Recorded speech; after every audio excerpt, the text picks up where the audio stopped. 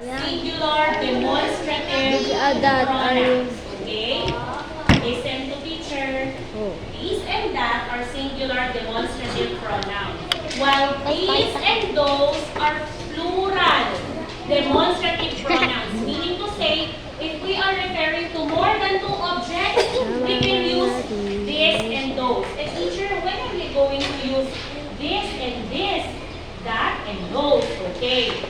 So if it's this, listen, and this, okay, so these two demonstrative pronouns are used if the object is near to you. Near. What do you mean by near? Malapit. Malapit. For example, this is my chalk. Listen to me. This is my chalk. This is book. Listen, if it's near, this is my chalk. How many chalk do I have? One only. So meaning to say, this, T-H-I-S. Now, if I am holding, yes, para makita din I am holding more than two objects. T-H-E-S. Okay?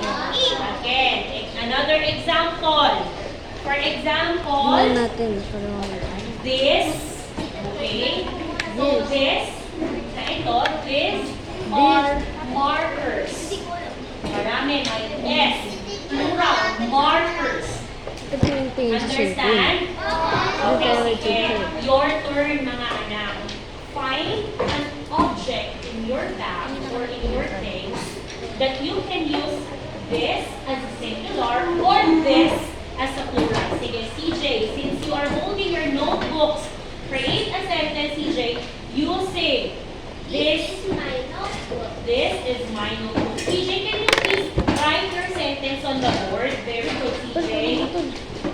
Dito na lang, CJ. Yan ang mga to. This Sige, dito na. will help you. Okay na yun. Very good, CJ. Kunin mo to. This Tapos mo.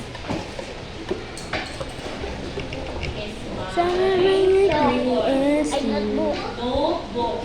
Very good. Yes, Remember mama that kami. plural S, my S.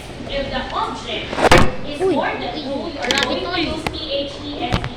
Very good, CJ. Again, let us read yung answer ni CJ. Okay. This is my notebook. And Ay, ito tumingin. para mas makita nyo yung OS. Okay, books. What about this demonstrative pronoun? T-H-I-S.